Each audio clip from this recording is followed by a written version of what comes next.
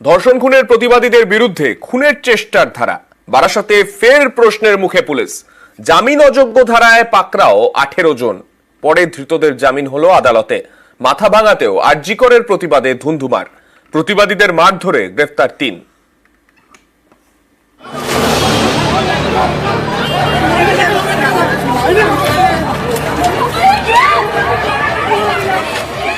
আরজিকরের প্রতিবাদ, সেই প্রতিবাদে জায়গায় জায়গায় ধুন্ধুমার। বারাসাতে রাত দখলে বাংলা ভাষার দাবি, পুলিশের সঙ্গে ধস্তাধস্তি, জামিন অযোগ্য ধারায় পাকড়াও 18। মাথাভাঙায় মারধরের অভিযোগ তৃণমূলের বিরুদ্ধে।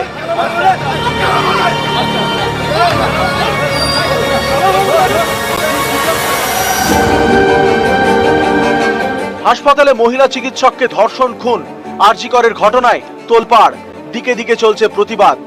বুধবার রাতে উত্তর 24 পরগনার বারাসাতেও পথে নামেন অনেকে।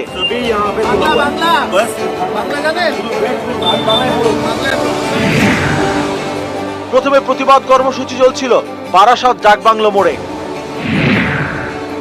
অভিযোগ, অনুমতি নেওয়া সময়ের পরেও চলে প্রতিবাদ। তখন তাদের সরে যেতে বলে পুলিশ। পুলিশের দাবি, তখন কলোনি মোড়ে শুরু হয় বিক্ষোভ। এতে অবরুদ্ধ হয়ে পড়ে গুরুত্বপূর্ণ 34 নম্বর জাতীয় সড়ক। তখন আন্দোলনকারীদের সরাতে এসডিপিওর নেতৃত্বে পথে নামে পুলিশ। তখন নাকি এক আন্দোলনকারী বাংলায় কথা বলার দাবি জানান।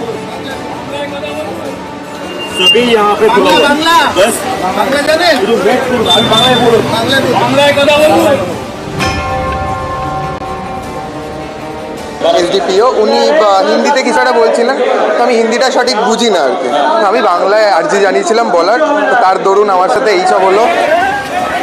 জানা গেছে সেই ব্যক্তিকে পুলিশ আটক করতে গেলেও ধস্তাধস্তি শুরু হয়। পুলিশের সঙ্গে ধস্তাধস্তি ধাক্কাধাক্কিতে জড়িয়ে পড়েন আন্দোলনকারীরা। এরপরেই 5 মহিলা সহ 18 জনকে গ্রেপ্তার করে পুলিশ, যাদের মধ্যে বেশিরভাগই পড়ুয়া। ওনাদের কাছে সবকিছু তাদের মনে হয়েছে গ্রেপ্তার করতে হবে, ওনারা আমাদের উপর ঝাঁপিয়ে পড়েছে, মেরেছে, ছাল তুলে দিয়েছে, মাথার পেছনে মেরেছে। এনাদের টার্গেটই হচ্ছে এই আন্দোলনটাকে একটা পিটি আন্দোলনে কনভার্ট করে আমাদের ইস্যু থেকে আমাদেরকে সরিয়ে দেওয়া। একটা গ্রুপ রয়ে গেল কলোনি মোড়ে, আর উনি ব্লক করে দিয়েছিলেন ন্যাশনাল হাইওয়েটা। গুডস ভেহিকল ট্রাফিকটা পুরোটা হল্ট হয়ে গেছিল। 3 to 4 টাইমস অলরেডি রিকোয়েস্ট করা হয়েছিল। যারা মিসবিহেভ করছিলেন, পুলিশকে হেকল করছিলেন, লেডি পুলিশ সাথে মিসবিহেভ করছিলেন, ওদেরকে পুলিশ ডিটেইন করেছে। ধৃতদের এদিন বারাসাত আদালতে তোলা হয়।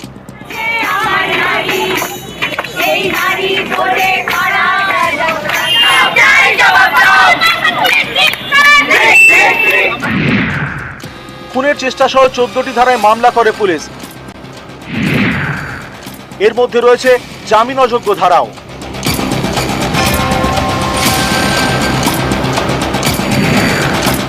আদালত প্রশ্ন তুলে আন্দোলনকারীদের বিরুদ্ধে কেন এই ধরনের ধারা দেওয়া হলো।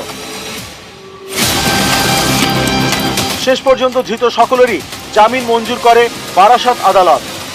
পুলিশের বিরুদ্ধে ইডিওটিক, কোনো অপরাধ না করলে কাউকে ফলস কেসে দিতে গেলে যা হয় তাই হয়েছে। কেন 5 জন মহিলাকে রাত্রিবেলা ওইভাবে নিয়ে গেছে, কোনো আইনে তার পারমিশন নেই।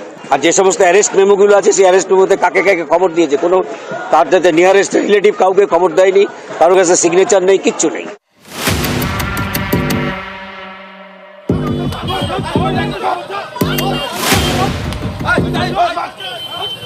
কোচবিহারের মাথাভাঙায় আরজিকরের প্রতিবাদে পথে নামে গণনাট্য সংস্থা। অভিযোগ, তাদের কর্মসূচিতে বাধা দেয় তৃণমূল, মারধর করা হয় আন্দোলনকারীদের।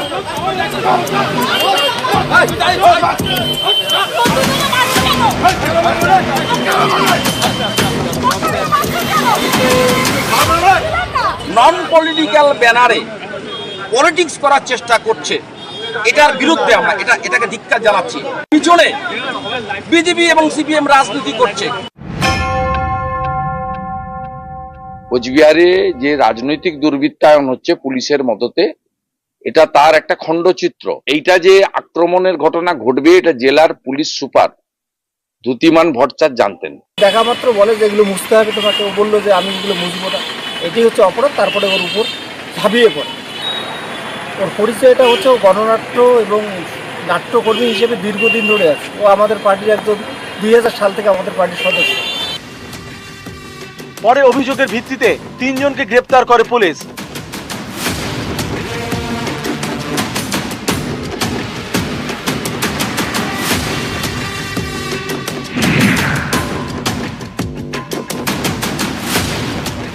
সোশ্যাল মিডিয়ায় কুণাল ঘোষ লেখেন, কোচবিহারের প্রতিবাদীদের উপর কোন রকম হামলায় আমরা সমর্থন করি না, নিন্দা করছি।